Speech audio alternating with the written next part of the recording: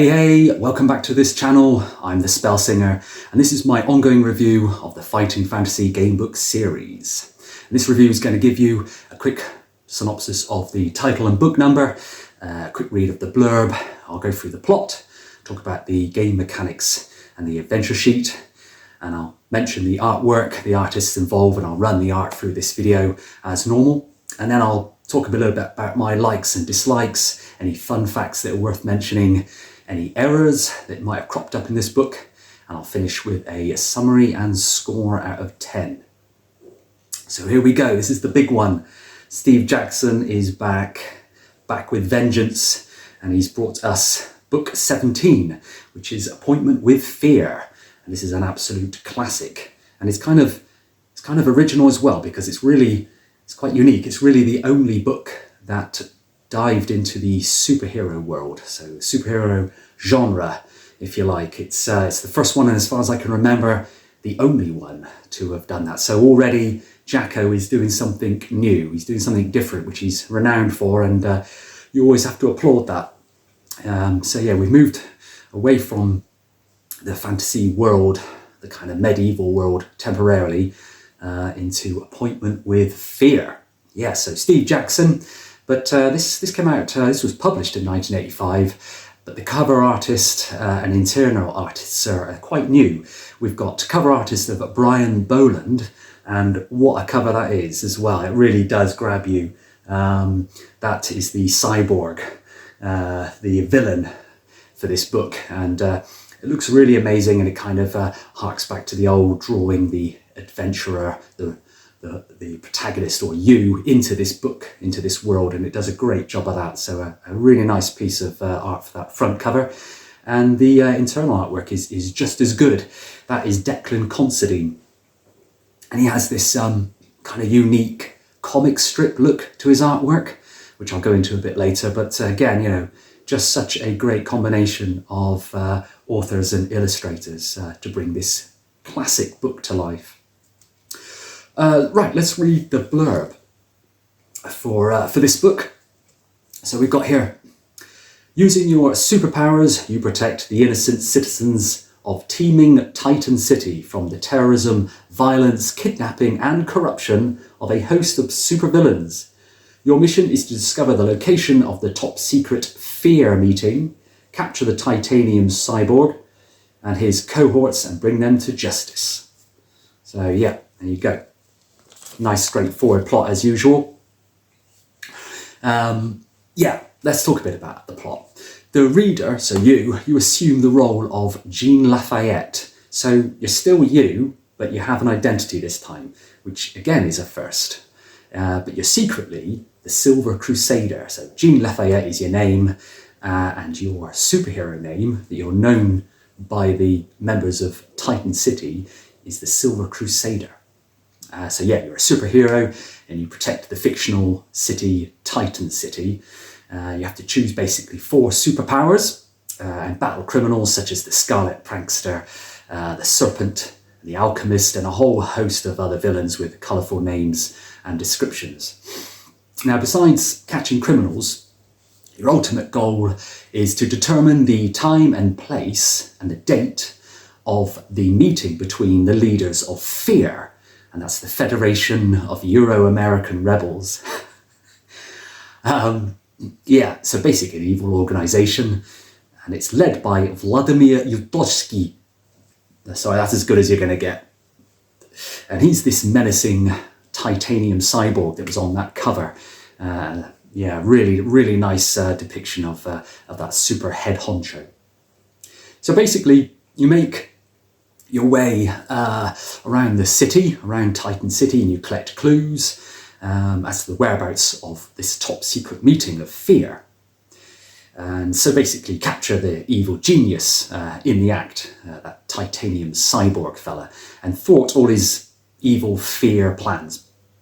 And as it's comic strip, kind of comic book plot, anything can happen in this book. It's really varied, very wide open. You know, there's all kinds of weird crimes to be solved, all kinds of offences being committed. There's a museum you can visit. You can go to a fun fair. You can pay a visit to your auntie. with the occasional run-in with these supervillains, all who may or may not hold clues to this F.E.A.R meeting that you're trying to thwart. And the real point, so, is basically you're trying to find the numerical clues and know when to use them. And that leads on nicely to the game mechanics for this book and the adventure sheet.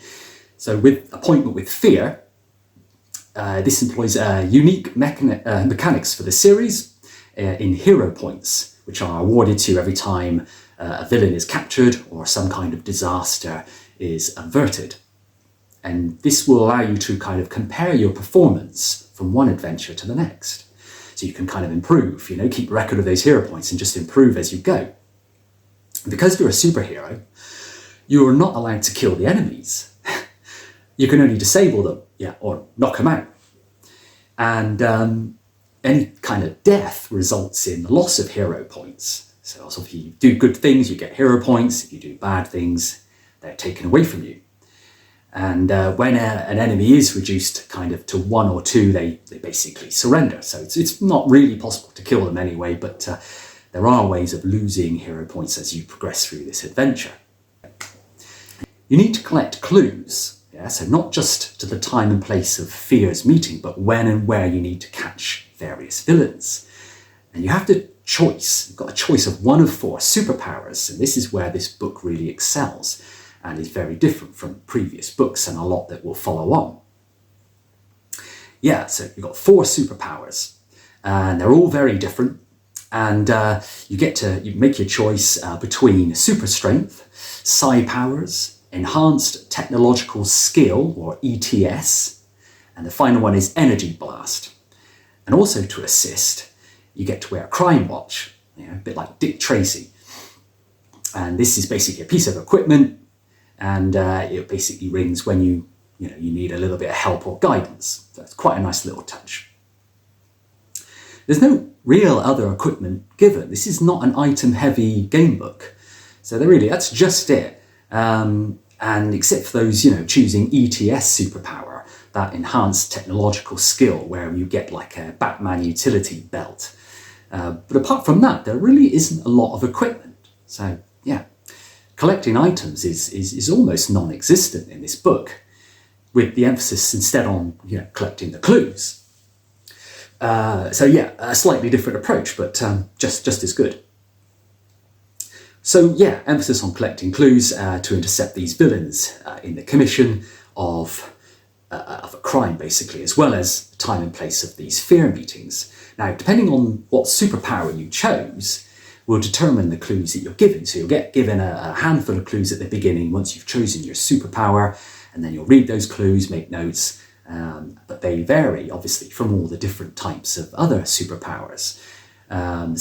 Really nice idea, really good mechanic, and it works brilliantly in this genre.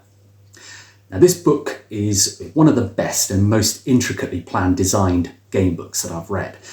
Jackson, he goes all out. He really expands on his ideas that he introduced in House of Hell. You remember we reviewed that way back, where you need to kind of decide when to use the clues that you're given in return for defeating certain enemies. And sometimes this book drops hints for you, basically, that you can then move on to like a secret paragraph. So it might say, if this makes sense to you, or if it doesn't make sense, carry on. But if it does make sense, move ahead 50 references or move back 50 references, and then you can find out the gains of that clue. So really good design. The book also makes it incredibly challenging in a good way. The adventure is actually 4 different missions for one for each superpower. And it's a brilliant piece of design. It offers much replay. So if you can imagine a lot of last ability, if you get bored trying it with one superpower, you can get an almost completely different adventure with another superpower. Let's have a look at that adventure sheet. So basically you've got your skill, stamina and luck just in the normal way. You've got, where equipment is usually mentioned, you have your clues. So you've got a whole list of clues to make a note of, and there are a lot of them. But of course, it's knowing which ones are relevant and which ones aren't. And then to the side of that, you've got your superpowers. So your 4 superpowers, the super strength, psi powers, energy blast, and ETS. and then your hero points sit below there. But that's it really. The differences are minimal, but what there is important to this book. But yeah, the hero points, just something to tally up really, and keep an eye on to compare against future adventures. So yeah, there's your adventure sheet. Right, let's have a look at the artwork in this book. We've already talked a little bit about Brian Boland, who did that amazing front cover, but the interior illustrations by Declan Considine are just as good. So artistically, a really good attempt to make you feel like you're in this comic book world with the strip. So I will run the pictures through this video so you can get an idea of what I'm talking about, but it kind of has that comic book feel to it. All the illustrations are kind of like multiple panels that show progress of the plot thread. The cover, like I say, looks great. It's like something from a graphic novel, right? The Titanium Cyborg on the front. So yeah, there he is again, that Titanium Cyborg. He's suitably evil looking, with that kind of manic grin and his sort of super villain outfit that he's got here. The interior artwork, like I say, in general, it can come across sometimes as quite bleak. It's got that kind of bland look that we saw in Starship Traveller, but it still suits this book really well, and just works brilliantly with the narrative. As usual, I have got a favourite picture, which is this one here. This is kind of got that JFK feel to it. So at one point in the book, you get a chance to get involved in this motorcade that the president is in, and you see the Prez there with his First Lady stood in the car with their heads exposed out of the sunroof, just asking to be shot. And then at the bottom, you've got that cool little close-up of the sniper scope. Yeah, I always remember this picture. It's the artwork's like this all the way through. It's very highly detailed, but this one kind of stuck out for me probably because of the JFK association. Yeah, brilliant. Right, let's talk about some of my likes and dislikes. I mean, I don't have many dislikes. I love this book. It's brilliant. It's different. The concept of the hero points is one thing that I think could be worked on. So here, in return for doing something heroic, like we said, you get what are effectively experience points, is what they are really. So while it's purely an aside, you're kind of supposed to beat your previous tally of the hero points to sort of add extra playability to this book. But the stats don't really do anything other than make you feel good or bad about the choices you've made. Your score has no real bearing on anything, which is a shame. It would have been nice if Jackson had maybe given it a bit more meaning. So maybe if a higher score of hero points made you more persuasive or enabled you to sort of gain an additional clue or something. Anything really would have been better than nothing, but it's still a nice little attribute to the adventure sheet. But yeah, something that could have made it a bit more meaningful would have just enhanced this book further, I feel. But otherwise, yeah, I don't have any dislikes. It's a truly award-winning book. There's no real flaws, but I do have a lot of fun facts about this book. So this book is crammed with really cool features. So first off, there was, in the Fighting Fantasy News section of Warlock issue 5, I think it was, there was an update on a new forthcoming Fighting Fantasy Gamebook, and there was a release schedule which included superheroes. So that was what the working title was. So September 1985 release, it noted this superheroes as a provisional title. And of course it would become Appointment with F.E.A.R, which is an infinitely better title. And at one point as well, in this book, you can go into a bookstore and buy a copy of The Warlock of Firetop Mountain by Jackson and Livingston. In a similar way, I think it's for your boss, you buy it for your boss. In a similar way, you can go into like a game shop and buy Dungeons and Dragons, the board game. So there's these little nods to the things that obviously Jackson and Livingston loved. You know, they ate and sleep this whole world of Dungeons and Dragons. So they literally breathed it, and they've managed to shoehorn it into these books as well. So it's quite a nice feature. The main location for this book is Titan City, and the book was published in 85, like I say, prior to the publication of Titan, the Fighting Fantasy World book. but around the same time as Out of the Pit. So yeah, when the world of Titan was it was like the home of fighting fantasy, it was sort of becoming introduced and it was becoming more fleshed out. And it may be possible that Titan City was so named, to sort of associate with the rest of the series. So there's a bit of a link there, maybe a future timeline to the sort of otherwise unrelated world of Titan. A sequel also exists in the form of the short adventure Deadline to Destruction by Gavin Sheet. That was published in issue 12, I think it was, of Warlock in 1986. Now, like I mentioned, the book is also unusual in that there are 4 different endings or 4 different solutions, depending on what superpower you chose. It's possible to complete the adventure twice using 2 different superpowers without reading any of the sections prior. So that's a really good, to be able to mechanically design these game books in that respect, that takes a lot. So that's a really nice feature, and it kind of adds to the book's replay value as well, and adds to its complexity.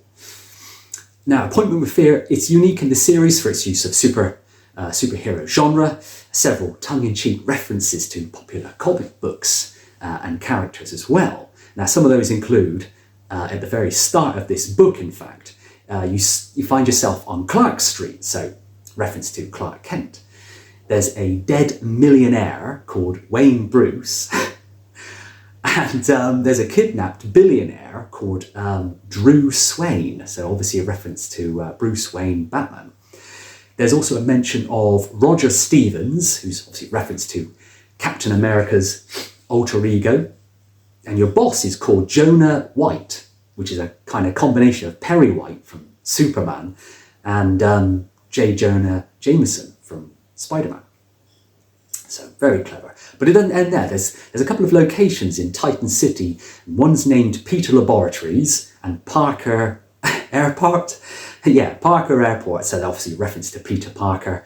And there's also an airport you can visit a bit later on, which has 3 hangars within it. So you've got Xavier Hangar, so Charles Xavier. You've got Summers Hangar, Scott Summers. And you've got McCoy Hangar, so that's Hank McCoy. And of course, they're all from X-Men. There's a location, I think it's Rad Square, and it refers to Norin Rad, so better known as the Silver Surfer. So there's a sort of tenuous link there as well. And you've got, I think there's a place where there's a Richard, who's the tormentor in this, and his girlfriend Susan, and they're referenced to sort of Susan Richards, which is obviously the Invisible Woman. And I think that's the Fantastic Four as well. So more association with like that game, that kind of game book tie-in to the superheroes. And there's other play on names as well. You've got Addison Square Gardens, so Madison Square Gardens. You've got Aunt Florence, which is kind of like a substitute for Aunt May. And you've got, there's a time when you can actually go into a theme park called Disneyland.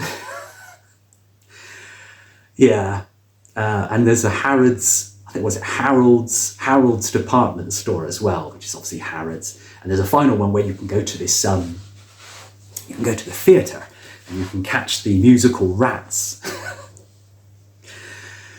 Oh God, right, so there's all that going on. So as you read in the adventure, there's all these really quirky, cool little nods to the superhero comic world. So it's brilliant.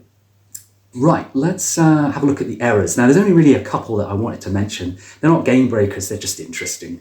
There's some occasions where, without explanation, you're not awarded the usual 6 stamina points at the end of each day, even though you get like a full rest. So there's no provisions, there's no real recovery of stamina except when you go to sleep at the end of the day. But that is a couple of times, reference 76 and 189, where you don't get any stamina back. So something to look out for.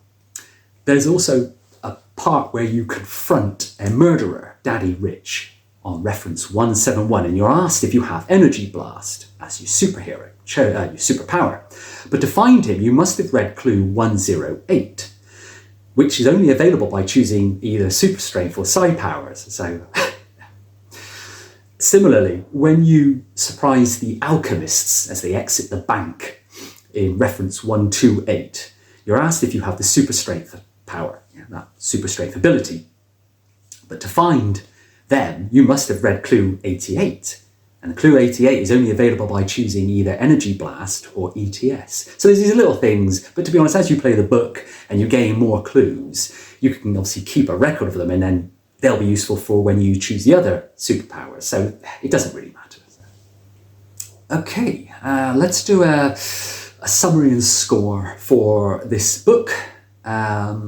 It's a great change from that kind of traditional medieval set, fantasy world, sword and sorcery, which obviously we love, but it's nice to have a change.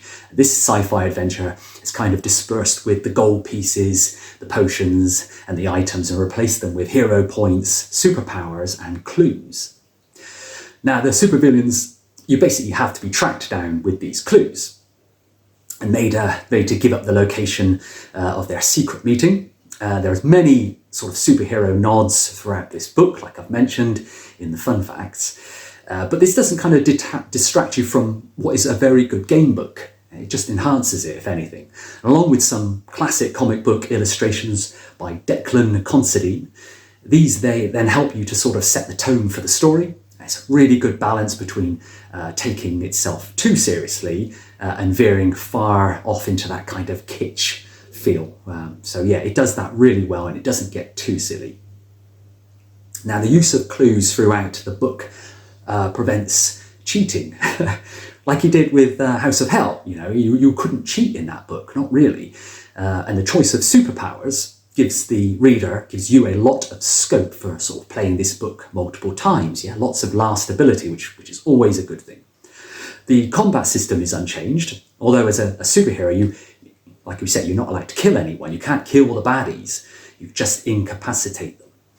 Only render them or unconscious mostly, I think it is. And along with the use of luck and skill at key points in the game, this means that the gameplay retains that kind of feel of the other standard Fighting Fantasy books, because you don't want it to feel like an alien book, like an anomaly that's kind of shoved in amongst all the others. It still feels like a Fighting Fantasy book, just done brilliantly and differently. Each of the 4 superhero powers has its own F.E.A.R meeting to be foiled. So it's a F.E.A.R meeting, but for each one you might have a different time, place, or date. So that's a really cool idea. So yeah, meaning it has its own set of clues that you need to collect. So yeah, the date, the time, and the location. So that's like times 4 the replay value of any other adventure game book. This will be touched on in later books as well. Other authors will try and do something similar. So yeah, hence why the book is so large. I mean, it's 440 references. It's really thick. It's a really thick book. But yeah, that explains why it's that much bigger. The 4 paths have a lot of overlap, as you would expect, but also some traps and not every encounter can be survived by every superpower. So there's that to think about. So not only are you looking for the 4 different clues, but the path is different for each of the heroes. Also interestingly and unique is that a large majority of this book is side quests. So out of all the twists and turns and all the fights and all the kind of heroic moments, there are 3 or 4 clues to pick up, and everything else is kind of distraction for extra hero points, I guess. The problem is you don't know when or what you're looking for, so it's kind of not possible to tell which side quests to take on and which to ignore. But of course, the more you play it, the more obvious that's going to become, and as you map out, you'll know which side quests are important, which ones can be left. The writing is really intense in this one. It's got a lot of clues, and they're all hidden in quite deep places. For instance, at the beginning, there's this newspaper that you can pick up, and it has a personal ad column from Susan to Richard. And it turns out that one of the day's encounters is by someone named Richard, and you can save the day and earn all these hero points only if you notice that the ad mentioned a Susan as well. So you really have to pay attention and kind of write everything down. The writing also has some really fun moments, and there's, like I say, plenty of tongue-in-cheek kind of references to comic books, like popular pop culture, music, and books. For example, there's a store, like I say earlier, where you can get your boss a copy of the Warlock of Fire Top Mountain. It's quite amusing. It brings a bit of fun to the what is otherwise a pretty complex adventure. So it kind of adds a little bit of fun in there for you. There's lots of fights, there's very little healing, there's no provisions, but at the end of each day, like I say, you can heal 6 stamina points, except for those in the areas. So some clues are very well hidden. If you catch the pickpocket at the beginning of this book, you're on this underground tube, and you catch this pickpocket, and if you beat him, you might choose from a bunch of items that you find about his person that could lead to an address, but only if you choose the right items. And there's another one where you meet a villain, and if you basically dodge left instead of right, they spill the beans on the location of an address that you've got to go to for this meeting. So quite random at times, quite obscure. But the clues are all there. They're just very well hidden. So yeah, typical Steve Jackson. He's not going to spoon feed it to you. So this game book is a real roller coaster for me. It's masterfully written. It's highly replayable. It's a welcome change from the usual fantasy romp, and it's an enjoyable read. So all that summed up, I would give this book a very high 8 out of 10. It's absolutely brilliant. It's one of his best, I would say. Yeah, 8 out of 10. So I think that sums up my review. I really loved it, and I hope you like this review. If you did, give it a thumbs up, or if you put a comment, about how you found this book. Is it one of your favourites? Do you hate it? And if you like this review, maybe think about sharing it with somebody else that might like it. We'll do book 18 next, which is Rebel Planet. So that is another sci-fi story. So I will catch you in that review.